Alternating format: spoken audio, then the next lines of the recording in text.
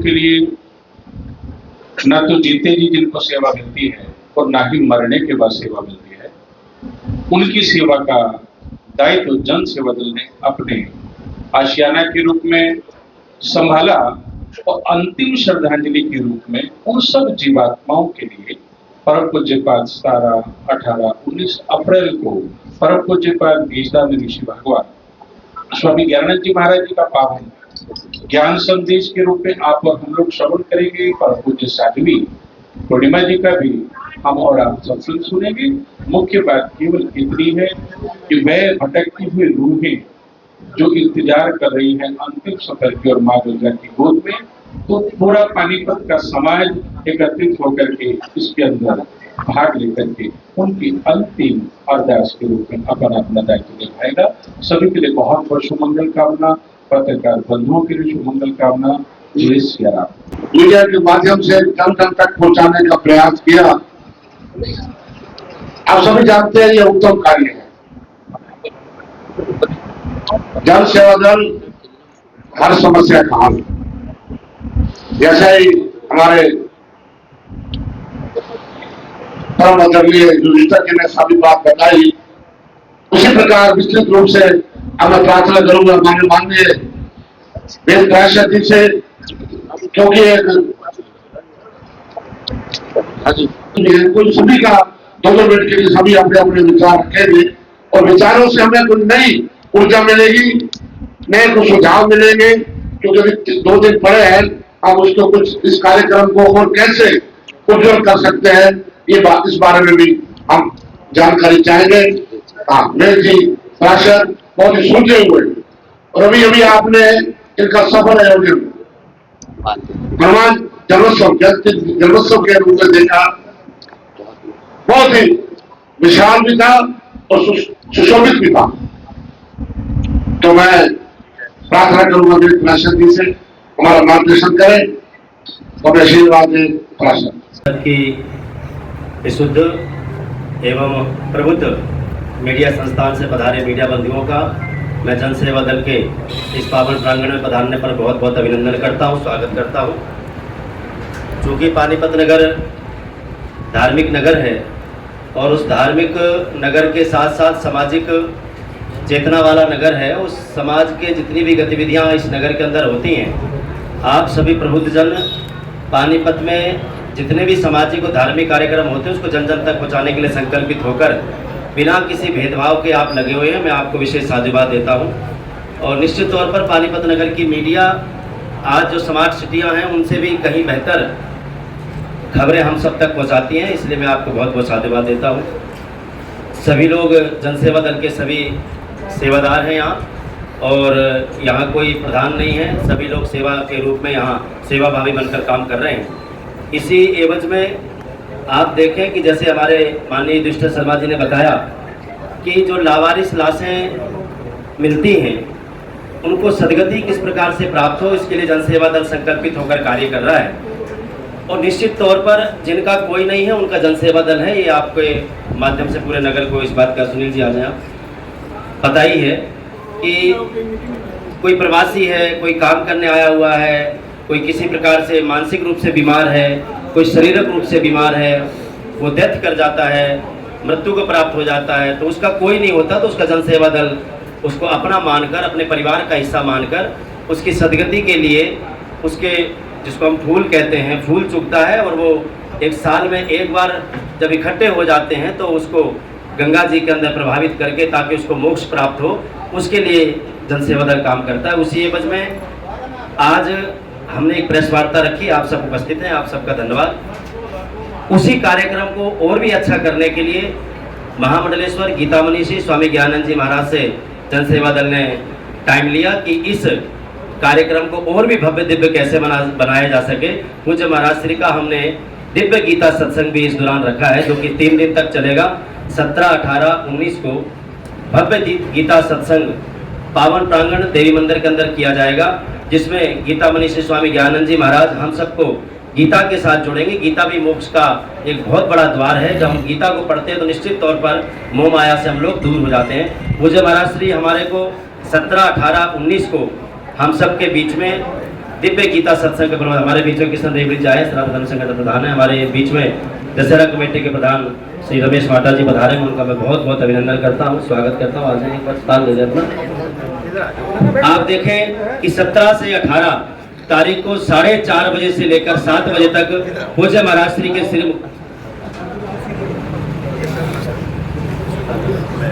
को पूज्य महाराज श्री 4:30 से 7 बजे तक हम सबको गीता ज्ञान यज्ञ के अंदर गोता लगवाएंगे। नगर की सभी धार्मिक सामाजिक संस्थाएं इस कार्यक्रम के साथ जुड़ी हुई हैं, सबका जुड़ाव इस कार्यक्रम के साथ है। सभी किसी न किसी रूप में सेवाभावी होकर इस कार्यक्रम को और भी भव्य दिव्य बनाने के लिए संकल्पित भी है। साथ ही 19 अप्रैल को प्रातः 10 से 12 बजे तक 12:30 बजे तक गीता सत्संग का कार्यक्रम रहेगा, क्योंकि 19 को समापन है। और जब भी कार्यक्रम विश्राम की ओर होगा, भव्य अटूट लंगर इस कार्यक्रम के अंदर तीनों दिन चलाया जाएगा। और 19 तारीख को 10 बजे से लेकर 12:30 बजे तक सत्संग का समय रहेगा। इसके उपरांत विशाल भंडारे के साथ इस कार्यक्रम का समापन किया जाएगा। साथ ही 19 अप्रैल को हमारी भगवान के साथ जोड़ने के लिए संकल्पित पूज्य पूर्णिमा दीदी जी हम सबको अपने भाव प्रकट करेंगी। उस सत्संग के माध्यम से, गीतों के माध्यम से, भजन के माध्यम से हम सबको 19 तारीख को भव्य संकीर्तन के साथ इस नगर को जोड़ा जाएगा, जो कि हमारा कीर्तन जो है 7:30 बजे प्रारंभ होगा और हर इच्छा तक ये कार्यक्रम चलेगा।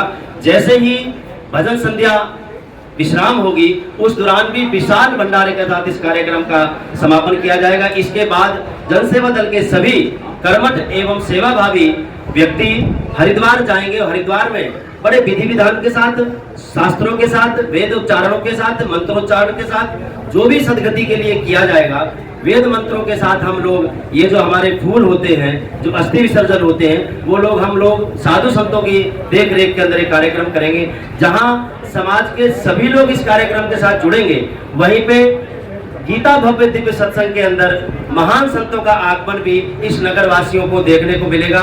एक विशाल शोभा यात्रा 17 तारीख को 3 बजे श्री राम चौक से चलेगी, जिसमें हजारों की तादाद में महिलाएं मंगल कलश धारण करके और पुरुष सभी लोग, मैं ये कहता हूँ पूरे नगर की सभी धार्मिक सामाजिक संस्थाएं उस विशाल शोभा यात्रा में महाराज जी के साथ चलेंगी। पूज्य महाराज श्री 3 बजे श्री राम चौक पे इस यात्रा की रवानगी अपनी अध्यक्षता में करेंगे।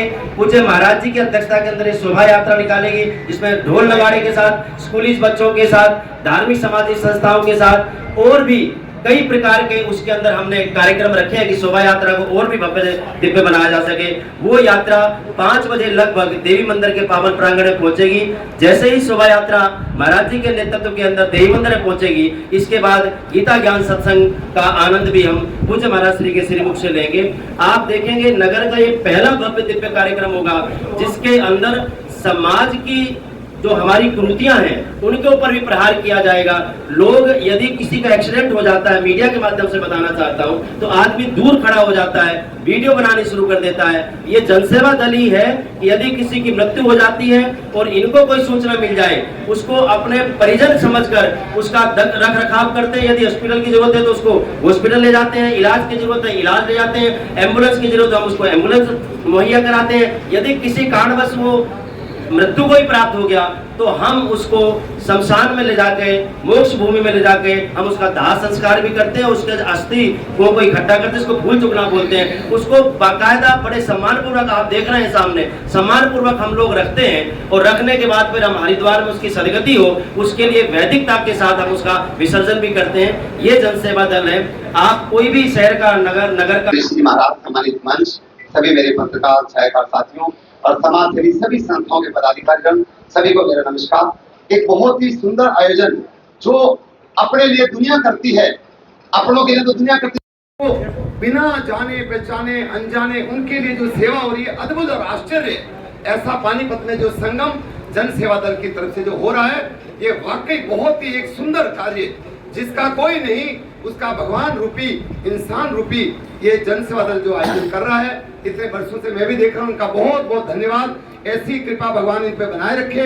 ये जो परंपरा जो वर्षों से चल रही है, जो अनाथ और ऐसे लोग जिनका कोई नहीं होता, उनको विधिवत उनको पूर्ण गति देने के लिए गंगा तक ये जो अस्थि प्रवाह कर रहे हैं, बहुत बहुत धन्यवाद। ऐसे ही साथ में जो जन सेवा दल अपना आशियाना में भी हमें 2-3 बार जाने का मौका मिला, वहां पे भी ऐसे ऐसे लोग वहां पे मतलब जो कोई अपना दिल खो चुके, हमारा कोई नहीं, वो भी ऐसी सेवाएं दे रहे हैं। मैं पूरी टीम का बहुत बहुत धन्यवाद करता हूं जो इतनी बढ़िया सेवाएं देके जीवन जीने का एक मानव सेवा, नर सेवा, नारायण सेवा करके जो एक आदर्श दिखा रहे हैं, उनका बहुत बहुत धन्यवाद। इस काम को अति सुंदर बनाने के लिए हमारे आदरणीय वेद जी का आदेश हुआ कि 2 दिन इसके लिए हमारा सरल संगठन सेवा संस्थान का जो रथ है वो पूरे शहर में प्रचार के लिए रहेगा।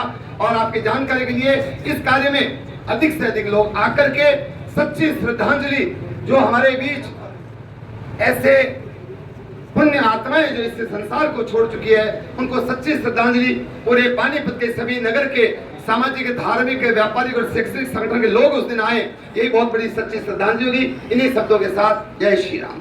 इसी से ये प्रार्थना है कोई भी अछूता ना रहे, क्योंकि जो कार्य जन सेवा दल करता है शायद कोई भी संस्था पानीपत की नहीं करती। जय श्री राम। तो कहने का भाव ये है, वैसे तो सभी बातें में से फूट कही गई हैं, दोबारा वही बातें रिपीट करना ठीक तो नहीं है।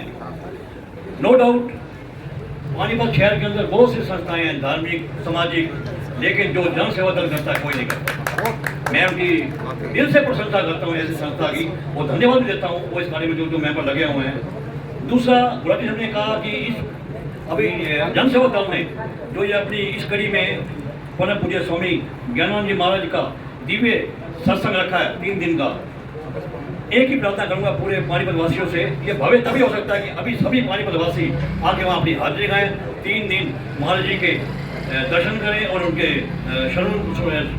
भजनों को सुने और सत्संग का लाभ उठाएं। धन्यवाद। कार्यकर्ता अगर कोई पीठ थपथपा देता है ना तो वो आगे बढ़ता है। इसी प्रकार आज सभी संस्थाओं ने आकर जन सेवा दल का इतना मान बढ़ाया, मैं इनका धन्यवाद करता हूँ। और ये सोचो कि ये कार्य जन सेवा दल जरूर कर रहा है, मगर इसमें सभी का सहयोग होता है।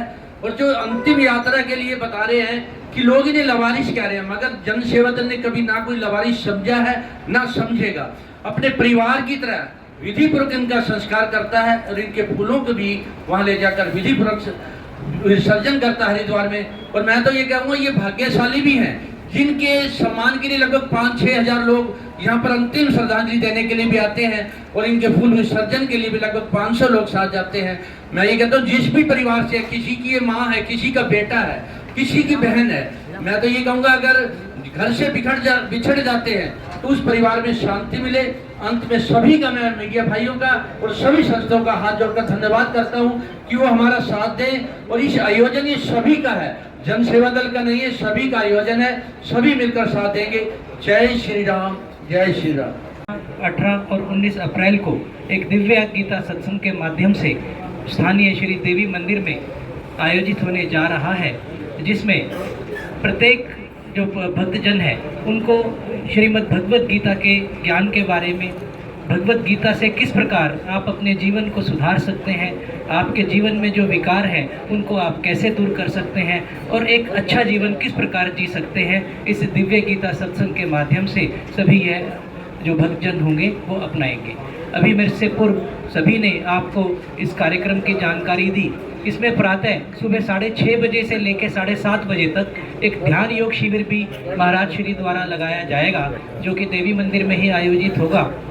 उसमें योग साधना ध्यान शिविर भी होगा और साध्वी जो पूनम जी हैं, दीदी जी, वो भी वहाँ पर 19 तारीख को अपने सत्संग करेंगे। तो आप सभी से, मैं आप सभी पत्रकार बंधुओं के माध्यम से समस्त पानीपत की और जो भी जहाँ तक भी ये मैसेज जा रहा है सबको मैं सूचित करता हूँ कि आप अपने जीवन में से कुछ समय, जो ये अवश्य अपना कीमती समय है, कहते हैं जीवन में सबसे जो कीमती है वो समय होता है, आप अपना कीमती समय निकालकर इस भव्य गीता सत्संग के अंदर अवश्य आएँ और अपने जीवन को सफल बनाएं। और दूसरे अध्याय के 47वें श्लोक में स्पष्ट लिखा है, कर्मण्येवाधिकारस्ते मा फलेषु कदाचन। और इसी श्रृंखला पर चलते हुए, इसी के पदचिन्हों पर चलते हुए जन सेवा दल और श्री कृष्ण कृपा जियो गीता परिवार चल रहा है, जो कि निष्काम रूप से, बगैर किसी लाभ की चिंता करते हुए निष्काम रूप से पूरे पानीपत शहर में जो आम जनता है उनकी सेवा के लिए निरंतर गतिशील है। तो मैं पुनः अपनी वाणी को विराम देता हुआ आप सभी से पुनः आग्रह करता हूं कि 17, 18 और 19 को, जैसे कहते हैं ना, सेव द डेट, आप ये 3 दिन जो है ये आप अपने निश्चित करें और इस दिव्य गीता सत्संग का लाभ उठाएं।